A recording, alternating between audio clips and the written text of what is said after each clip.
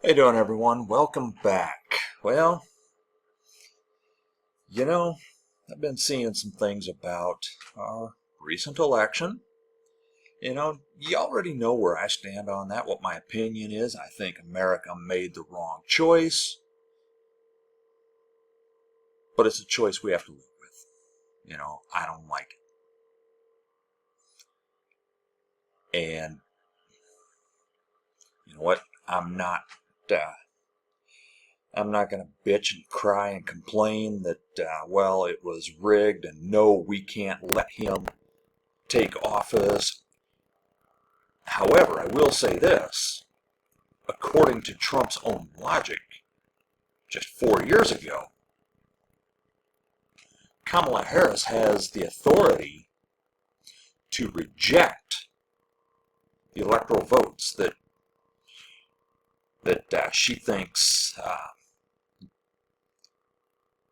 well, basically she has the right to reject electoral votes because, well, she is the current vice president, whereas the current vice president 4 years ago was Mike Pence, and Trump and his team wanted Pence to overthrow the election. So, based on their logic, Harris could overthrow this election. Now, that said, no, she can't. And if she tries, she won't, but if she does, we're screwed. Even worse than we are with Trump taking office. But a couple of things here that I wanted to get into. First of all, I don't really like hypothetical what ifs. I mean, don't get me wrong. I mean, I do kind of like them in the sense that they can be kind of fun to delve into, but really, do they mean anything? No. I saw a what if only women voted map. And I don't know what the source was on it. I don't know how reliable this is. But according to this particular map, and keep in mind, I believe that it is entirely likely that this map is correct. But it doesn't matter. This map showed Harris winning certain states, well, all seven of the key swing states: Pennsylvania, Michigan, Wisconsin, North Carolina, Georgia, Nevada, Arizona. It also showed her winning other important states that Trump won handily. Certain ones that we knew were going to go red, and some big ones at that. Ohio, and what was the other one? There was Florida, Texas, my home state of Iowa. I believe Missouri may have been on that. Missouri might have been on that map. Nebraska was on there. And again, like I said, we have no way of knowing whether that. We could figure out if that was accurate or not, or probably. I mean, we'll never know for sure because we don't know 100%. Well, women voted for this candidate. We know what people tell us, right? So, if I tell you that I voted for Kamala Harris, which I did, and you believe me, and it turns out that I did not, well, you know what? You have to go by what I tell you and not by other factors, right? A couple other things, though. I mean, we're still getting conspiracy theories about this election from Republicans, by the way. From Republicans. Oh, yeah, this election was rigged. just not at the presidential level this time. Kari Lake out in Arizona has decided that, well, I didn't hear Kari Lake herself say this. Then again, I haven't really looked for anything having to do with her proactively, and certainly not anything from her, because I know what she's going to say. I mean, she's the one who handily lost the governor's race out there 2 years ago and still insists that she won.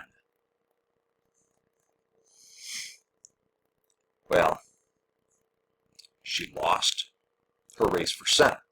One of the conspiracy theories is, well, Trump won easily, so there's no way that she lost.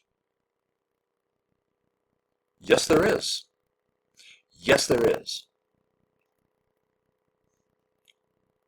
By that logic, how is it possible that North Carolina elected Trump, but they also elected Josh Stein rather than Mark Robinson as their governor? You know, the guy who called himself a black Nazi and said that slavery should come back and, you know, stuff like that, right? Mark Robinson did not win. Trump endorsed him. Trump actually called him Martin Luther King. He said he was better than Martin Luther King. Called him Martin Luther King times 2.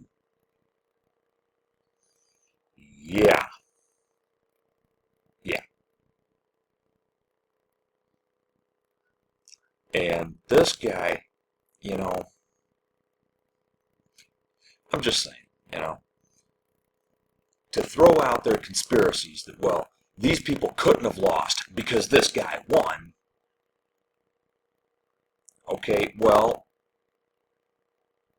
that's not how elections work now, is it?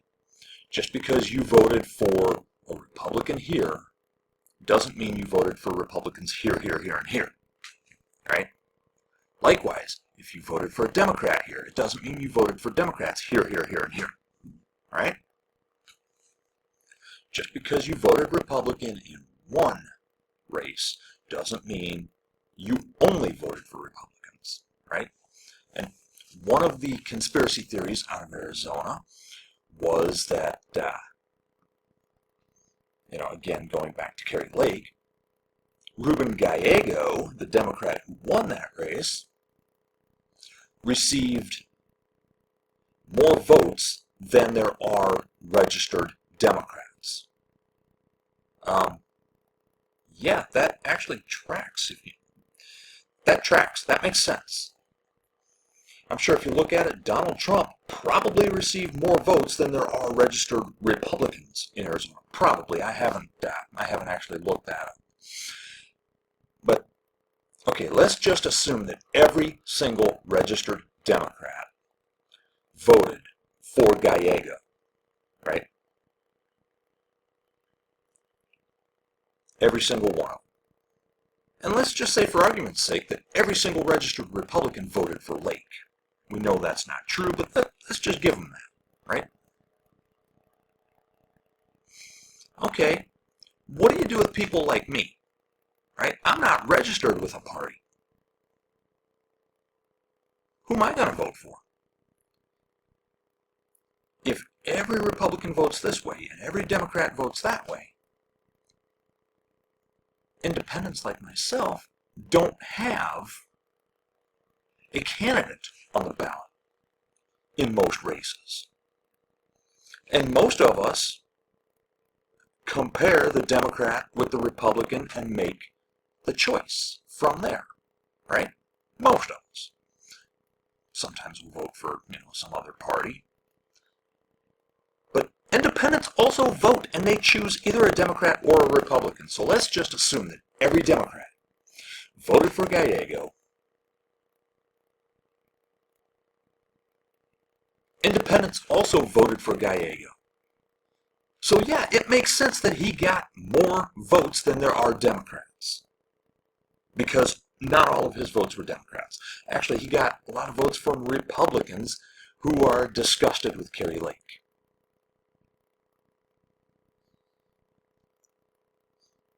Okay, now, other conspiratorial thinking about this election is that, well, if Trump lost last time, how did he win this time? Well, first of all, not all the votes have been counted, and second of all,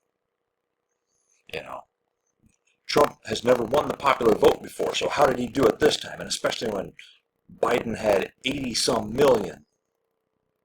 Well, it tracks that about 10 million votes, 10 million people didn't show up. That's really not that many. It's not that many. But even then, there are still votes that have not been counted yet.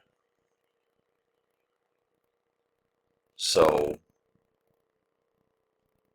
we still don't know the final numbers. I mean, we know the result because there is no way mathematically for Harris to overcome Trump in those states that she would need to overcome him in order to win the presidency. Not enough votes out there in those states. But there are votes out there that still have yet to be counted. So we don't know the popular vote number yet. And we don't,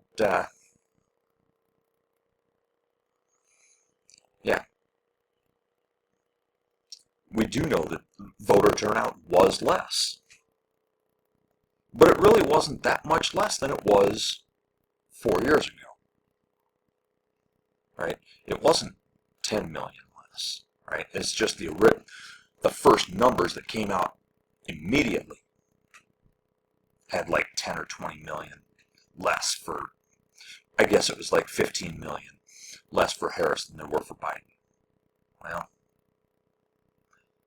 less turnout means less votes. In 1992, there were 20 million fewer votes for the Republican than there were in 1988. So, explain that one, right? Yeah, your conspiracy theories are easily debunked. I mean, they've got more holes in them than a block of Swiss cheese. All right. So stop. All right, because your conspiracy theories don't make sense. Anyway, I'll see you next time.